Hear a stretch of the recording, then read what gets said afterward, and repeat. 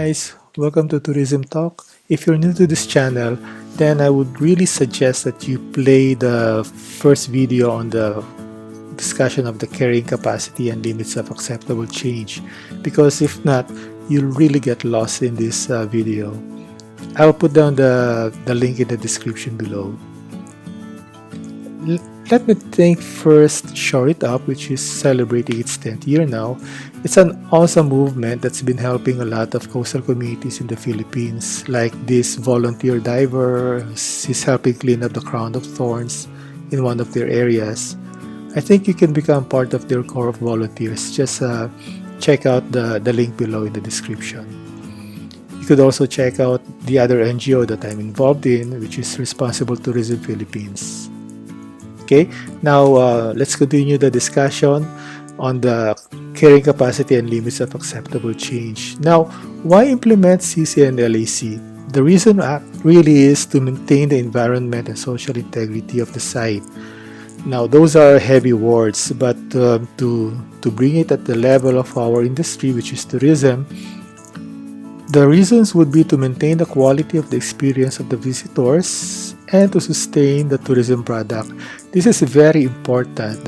We put our frame of thinking that the destination or the attraction is a product, should be a product, because if you have a product, then you would do everything to keep its quality so that the market will continue buying the product, and you do not degrade it because it will affect the quality of the product. So that's one very important thing that we should consider in developing a new destination or attraction. Now, is it LAC or CC? Actually, they're not necessarily exclusive.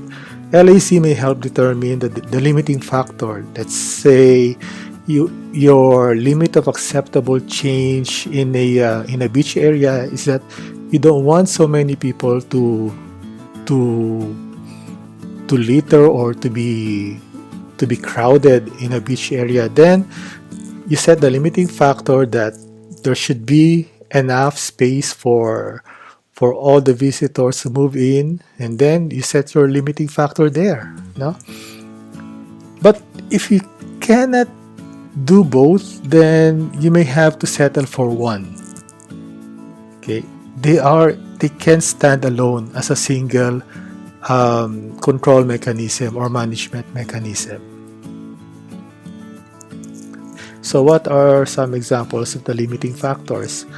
Of course, you already discussed area as one, and then there's also the time motion thing. Let's say you have a lagoon, and then let's say a boat would take about 30 minutes to go around the lagoon, and then you could come up with the computation on how many boats can the lagoon accommodate without degrading the visitor experience. Now, that's very important. Then we come up with the biological characteristics. What's an example of a biological characteristic has a limiting factor? We've talked about a lot of examples actually with the turtle watching, with the whale shark interaction. No? So you could use them as an example of the limiting factor.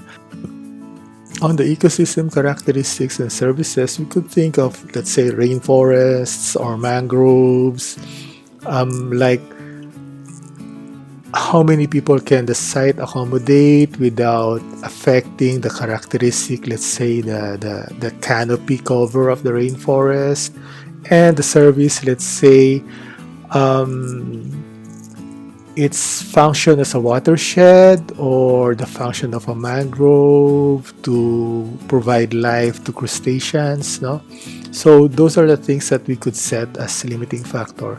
And of course, host acceptance, especially in indigenous areas or communities, you really have to ask the hosts or the communities whether, number one, they would want tourism to come in, and if they do, up to how many people they can tolerate. Then you can base your limiting factor on that. Very important also is a guide to guest ratio, especially inside caves or forests. It's very easy to get lost inside a cave or a forest, even just one wrong turn and then you have a lost guest. No, so that's very important to set the limiting factor based on the guide to guest ratio. And this is very the last one would be quite surprising, or anything you can justify. It's very important that you can justify it. In the first video, we talked about carrying capacity as should be science based, no? Largely yes, but if you cannot think of anything, but you have to come up with the carrying capacity, and then you want to come up with a number, it has to be justifiable. I'll show you one example. This is in Hawaii, in Hanauma Bay. If I asked you, what is the carrying capacity of this beach area? Would it be the white sand beach? Would it be the coral area? Would it be the swimming area? I'll give you 2 seconds to think of what the carrying capacity should be, or where do you limit the limiting factor? White sand beach, swimming area, reef area. The answer really is surprising. It's the parking area. Because if you, let's go back to the beach now. If you base it on the white sand beach, it could be in the hundreds or thousands.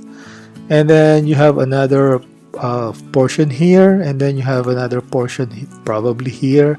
So it could be thousands and thousands, and it's really hard to justify. But if you use, well, they use the parking area as a limiting factor, then it became easy for them to justify the carrying capacity. However, now this is a bummer actually. We've done a lot of discussion on the carrying capacity, and now there's this however. Carrying capacity is just a number. A lot of people, a lot of organizations would think that when they come up with the carrying capacity, then they have the solution. Unfortunately, no. Because it just gives you an indicative number on the capacity of the site. You have to put them into practice. The real solution really is visitor flow management. Now, what is visitor flow management? It's making use of the carrying capacity because the market impact, or the market will continue coming in, going out, coming in, going out. Then if you don't have a visitor flow management system, then the carrying capacity number doesn't make any sense, no? And zoning. Very important that you zone the destination. Now this one, I made this one.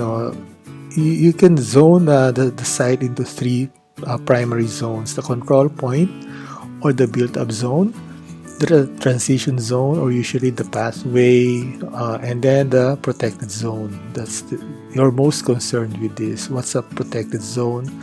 That would be your waterfall, your stream, your river.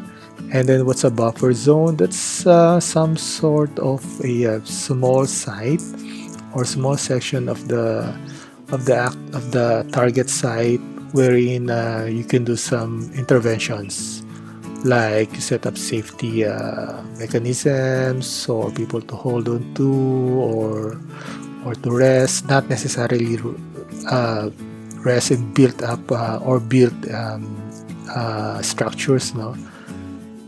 Okay. And then in the built-up zone, you have the ticketing, restaurant, briefing, and parking. Okay.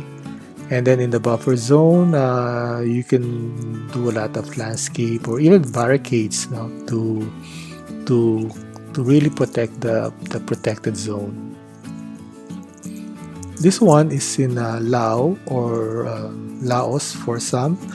Like this is the built-up zone, where you have the restaurant, the visitor facilitation center, or the exit entrance structure, and then beyond is the parking area.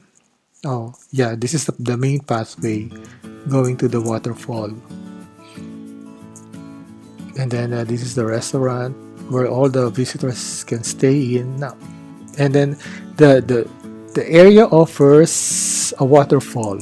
And you'll be surprised if you're here, you don't see the waterfall. You use the transition zone or the pathway, and then you'll pass through this site, and then there's a small bridge which will lead you to the waterfall. Now that's opposite to what a lot of development or a lot of local officials have been used to, or even the industry have been used to know that if you have a waterfall or a river, then you must build some structures beside the waterfall or a river. That's not true anymore. I really hope to see more and more of the attractions in the country coming up with this model, that you don't have to bring in everything beside the attraction. That to lessen the impacts of tourism, you have to bring out the development, and in so doing, you increase actually the allowed daily visit, and then you come up with this visitor flow management system. No? I think we're done with the discussion on the carrying capacity and limits of acceptable change. Please like, subscribe, and share. Now, if you want some items or sites to be discussed, just put them down in the comments below, so we could probably discuss those sites. Now, if you have any recommendation, just tell me. I will read every comment in this channel. Okay, maraming salamat, and see you again.